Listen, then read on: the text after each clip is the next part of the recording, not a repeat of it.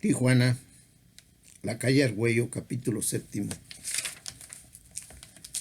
A la calle Argüello, a la Revolución y a la calle Primera llegaban todos los turistas y locales del otro lado del río, principalmente de las colonias Libertad, del Río Postal y Mesa de Otay. Por los años 60 la calle Argüello era una calle llena de puestos de comida y con bancas, pero en longitud era solo una calle, tal como está ahora, pero muy descuidada. Ahora la calle Argüello está bien cuidada, hasta bancas de metal tiene, y ahí se ha instalado la Plaza Santa Cecilia. Las bandas o conjuntos de mariachis ahí se contratan por quienes desean amenizar alguna fiesta.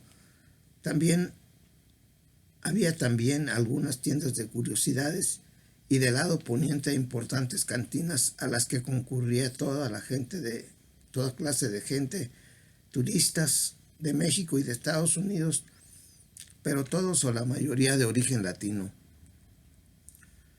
La calle es una calle diagonal, al final del Puente México, viniendo de la línea de Estados Unidos. Al final del Puente México, viniendo de la línea, se encontraba la calle Primera a la derecha y a la izquierda la calle Revolución, y al centro la famosísima calle en mención, la calle Argüello. Esta calle desemboca en la calle Segunda y Constitución. Volvamos a México. Después de recibir el dictamen de equivalencia de estudios que había recibido, al día siguiente me presenté en la División de Estudios Superiores de la Facultad de Filosofía de la UNAM. Me recibió el maestro Arturo Azuela y estuvimos platicando de lo distinto que eran los países del primer mundo y los países del tercer mundo. Me dijo: cuando llega uno a México parece que llega a un país surrealista, ¿verdad? Sí, le contesté. Parece que llega uno a otro mundo. Los cursos que más recuerdo fue el que llevé con el doctor Ricardo Guerra,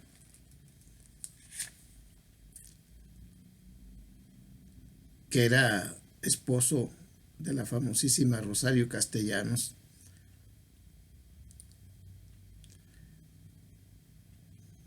El curso que llevé con el doctor Ricardo Guerra se llamaba La Fenomenología de Hegel.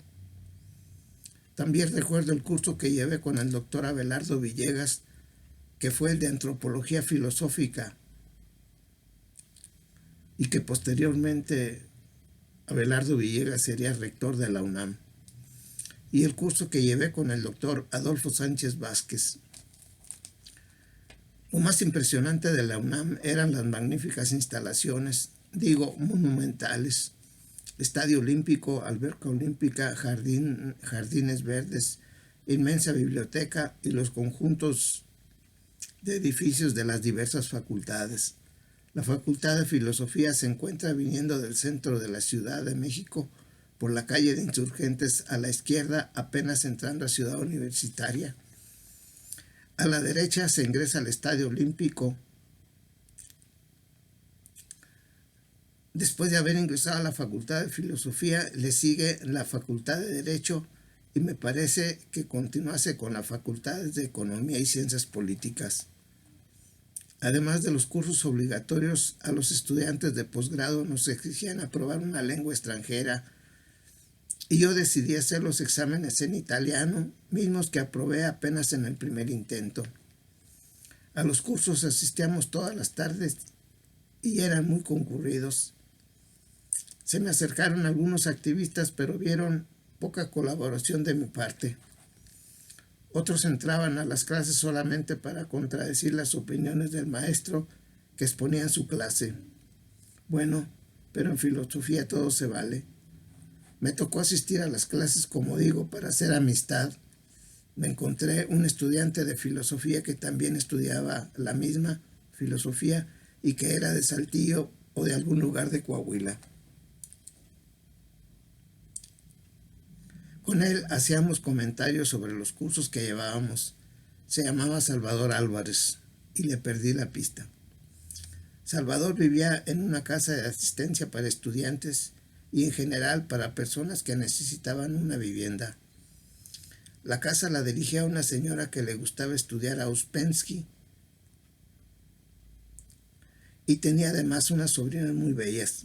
Me gustaba ir a esa casa solamente por ver a las sobrinas de la señora que dirigía la casa. Pero esa casa tenía además algo especial. Ahí vivía como asistido un familiar descendiente de la familia de don Santiago Argüello,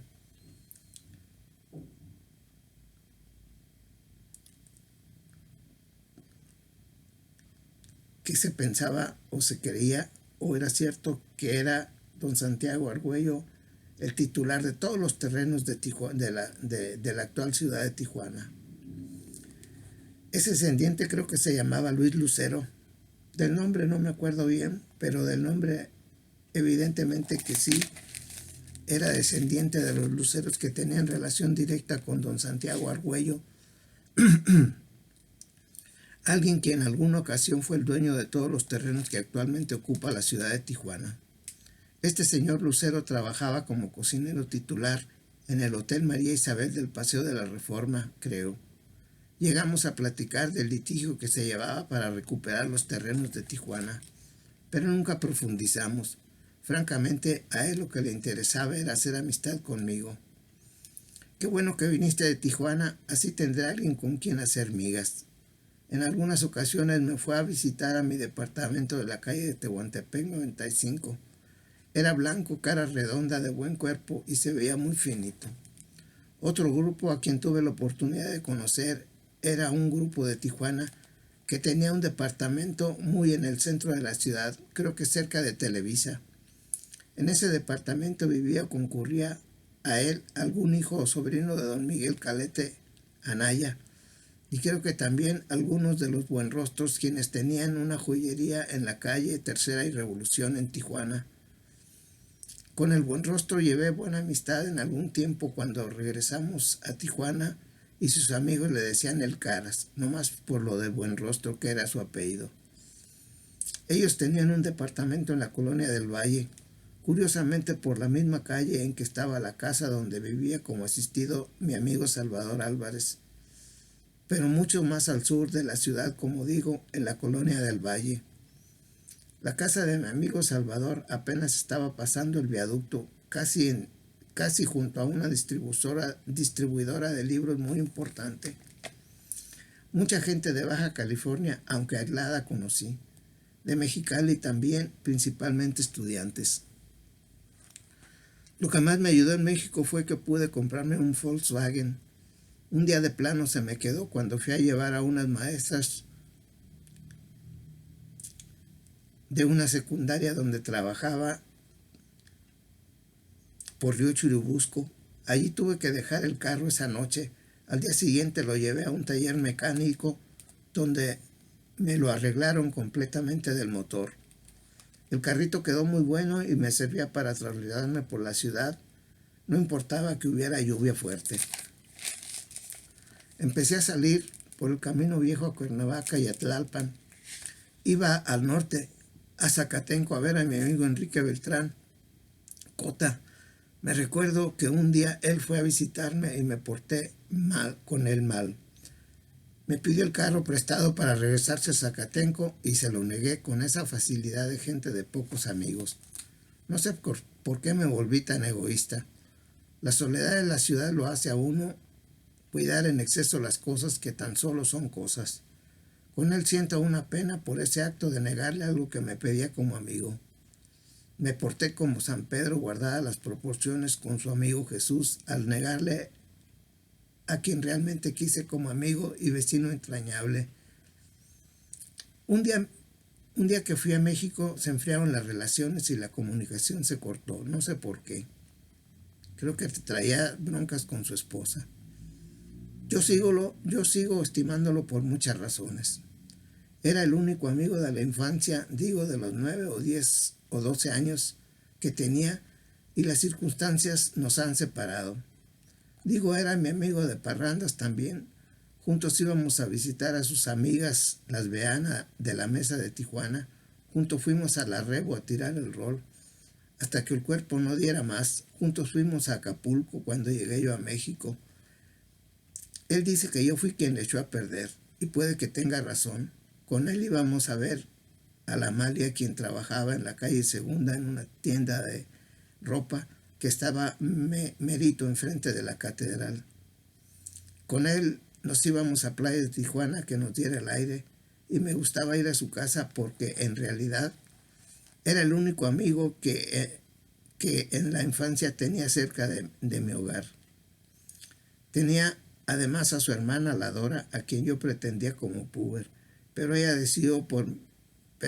se decidió por mi compañero de salón, Humberto Flores, en la secundaria 5 de Mayo. La Dora me quería en cierta forma y su hermana, la Georgina, quería a mi hermano Vidal, pero mis hermanos ya estaban casados o comprometidos. Además era también mujeriego y hasta el presente. Es la pérdida más grande en amistad que he tenido. Lo quería como a un hermano de mi edad que nunca tuve. Bueno, así es la vida, todavía siento su pérdida. Me recuerdo que una vez lo dejé en la Rebu nada más porque una pocha me dio jalón y la saqué de la discoteca a ver las estrellas por ahí cerca. Cuando regresé a buscarlo a la discoteca, él ya se había ido y luego con justa razón me reclamó. ¿Qué tierno fuiste para dejarme a medianoche sin avisarme y te perdiste por una pinche vieja nada más? Me dolió su reclamo, pero estaba perfectamente en su razón. Digo, también en México le fallé cuando me pidió el auto para irse a su casa de Zacatenco. Puede ser que al día siguiente me lo llevara, pero como digo, en la ciudad se vuelve uno muy egoísta y desconfiado. Además, las distancias son tan grandes que no sé por qué pasa eso.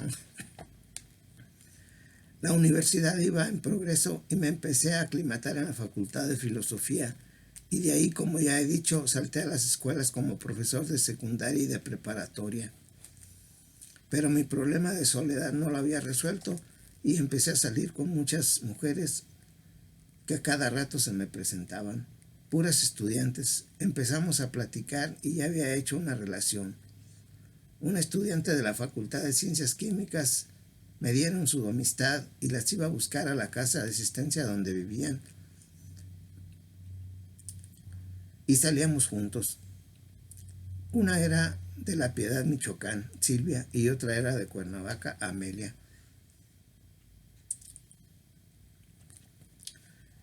Ellas me prestaban dinero como amigo y compartíamos muchas cosas juntos. Posiblemente Amelia como amiga le contó de mi relación y Silvia se me insinuó en la ciudad universitaria, pero yo tenía la relación con Amelia y la deuda económica con Silvia. Puede ser por mi relación con su amiga o por el lugar donde quisimos hacerlo, entre las piedras volcánicas que tanto hay en la UNAM, que realmente le fallé y me dijo: del dinero que me debes no te preocupes.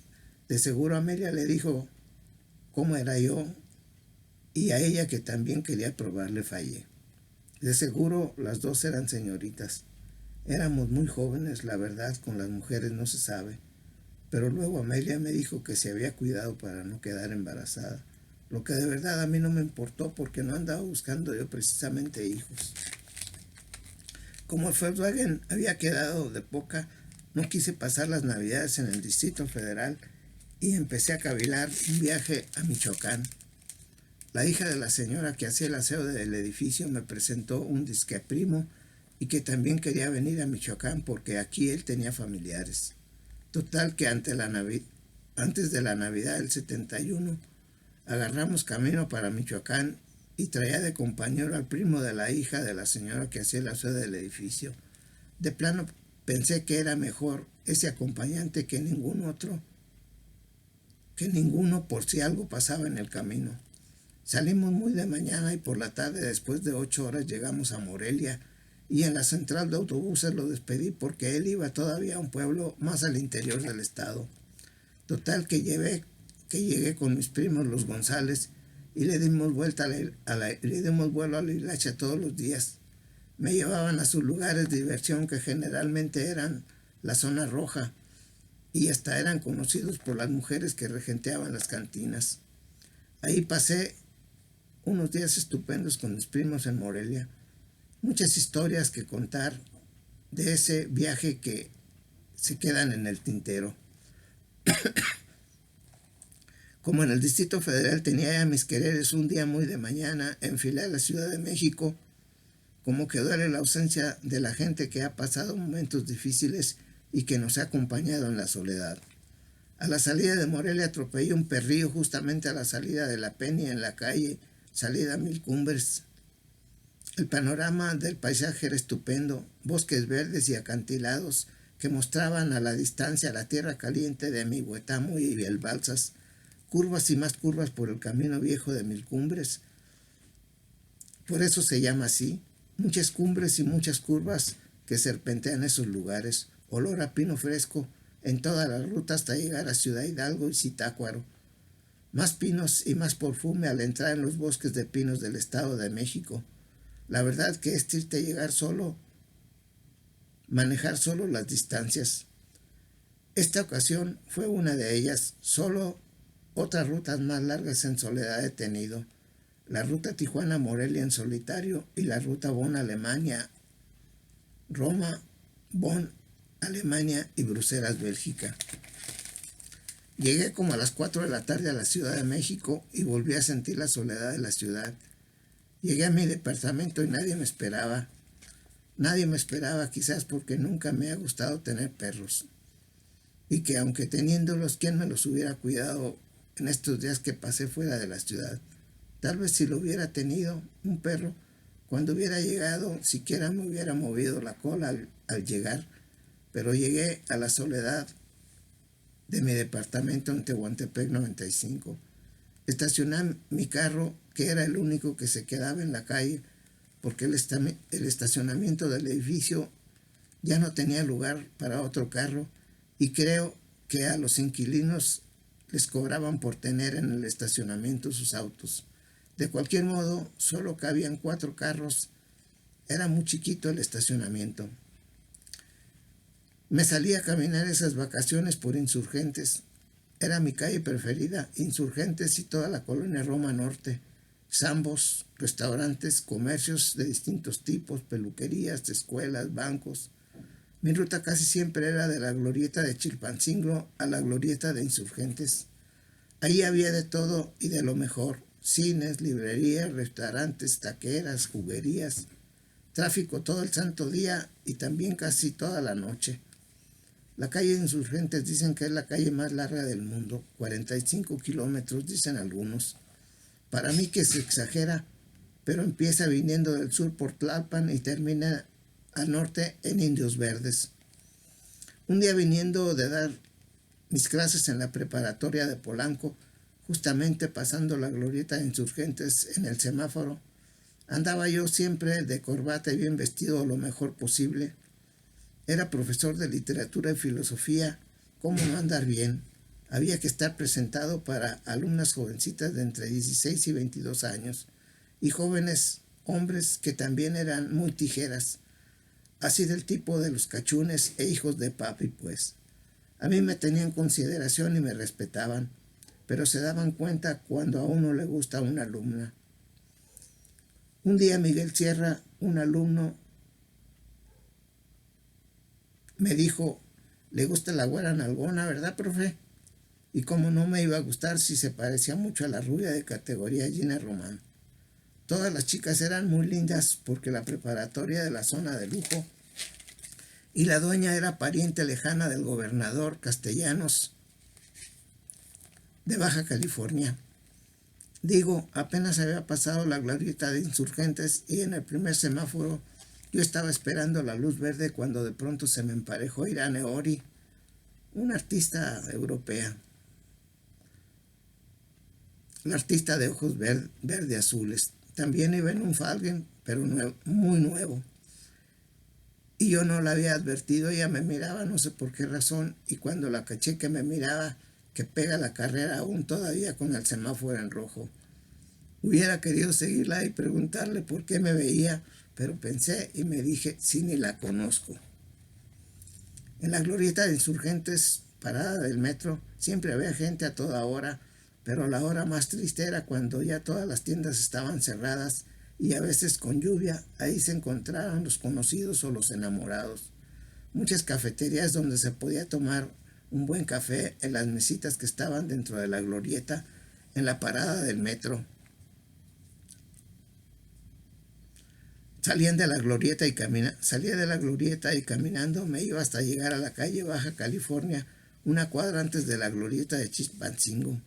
Casi frente a Sanborns había una tienda de departamentos muy grande, creo que Woolworth, y ahí conocí a una muchacha de Michoacán que vivía en la calle de Mérida y que atendía a la gente en el departamento de deportes. No basta creer que me vendió un equipo para hacer pesas y abdominales. Puede ser que la soledad se me notó mucho y aprovechó para venderme con facilidad ese equipo que yo pues no necesitaba. Siempre he sido muy sano y de complexión robusta. La calle Insurgentes es tan transitada que un día casi a medio día frente al restaurante del artista Luis Aguilar, el Gallo Giro, La Fogata, así se llama el restaurante de Luis Aguilar, un empleado de alguna empresa repartidora de algún producto que no logro enterarme qué era, lo atropelló un auto cuando el empleado intentaba cruzar en el puro camellón. Lo rebotó el auto contra el camellón en medio y le abrió la frente. De inmediato empezó a escurrir mucha sangre por toda la cabeza y el pobre muchacho ni siquiera lo ayudara. Y al pobre muchacho ni quien lo ayudara, porque en las grandes ciudades la gente se despersonaliza y pasa a ser un simple individuo. Como quiera, el empleado traía un radio de comunicación, algo así como los actuales celulares, y alcanzó a comunicarse con sus jefes que estaban sangrando en plena avenida de los Insurgentes. Me alejé y seguí caminando hacia una librería muy importante que estaba en Insurgentes y Baja California. Bueno, lo que son las cosas y lo que pasa cuando el hombre anda solo, más o menos. Me consolé un poco diciendo que muchos andan trabajando de una u otra forma y tienen que camellarla solos en la gran urbe de asfalto. Y cuando en ciudades pequeñas, y aún en ciudades pequeñas no tan grandes. De cualquier modo, en ese tiempo, el periodo navideño tenía iluminada con motivos del mismo tipo toda la ciudad. El Zócalo, la Catedral Metropolitana, la Alameda, Calzada de Tlalpan, Insurgentes, la calle, la Zona Rosa y Avenida Chapultepec. Mis prioridades por las que había venido a la Ciudad de México ya estaban cumplidas más o menos. Inscribirme en la UNAM y empezar la maestría en filosofía. Me ponía a pensar qué hubiera sido de mí si hubiera aceptado la beca de estudios que para filosofía me ofreció en Roma mi amigo Karl Hermann Friedman para estudiar en la Universidad de Bonn, Alemania. Cuando me la ofreció, se la rechacé tan fríamente que me dio vergüenza y ahora estaba solo en México haciendo estudios de maestría de filosofía y lo peor es que me estaban costando. Pero lo peor de todo era que nadie me exigía ese sacrificio, ni mi familia, ni la iglesia, ni nadie en el mundo lo hacía. Ahora sí que porque quería hacerlo, nadie me lo exigía. La castidad siempre ha sido para mí una manifestación de fidelidad a una persona o a una institución. Y me planteaba la cuestión de si ahora me costaban mis estudios y vivía casi por mis medios, a quién le debía fidelidad, sino solo y exclusivamente a mí. Estaba más libre que un globo que se suelta de la mano de su dueño y empieza a agarrar altura hasta que se pierde en el infinito. ¿Así estaría yo como el globo? Me preguntaba eso precisamente. ¿Cuál era la moral del hombre libre que más o menos se autoabastece o que se es dueño soltero de una gran empresa? Ni la Biblia lo establece claramente, mucho menos los que no observan ninguna Biblia o los que no tienen ninguna religión registrada como tal. Cuando me encontré con mi madre en Tijuana, me preguntó, ¿qué estudias, hijo? Le dije, estoy estudiando a Federico Guillermo Hegel. ¿Y qué dice ese hombre?, me preguntó. Le dije, él expuso en su fenomenología del espíritu que la filosofía es la ciencia de la experiencia de la conciencia. Lo que le dije le pareció un trabalenguas y se rió, mi hermosa madre.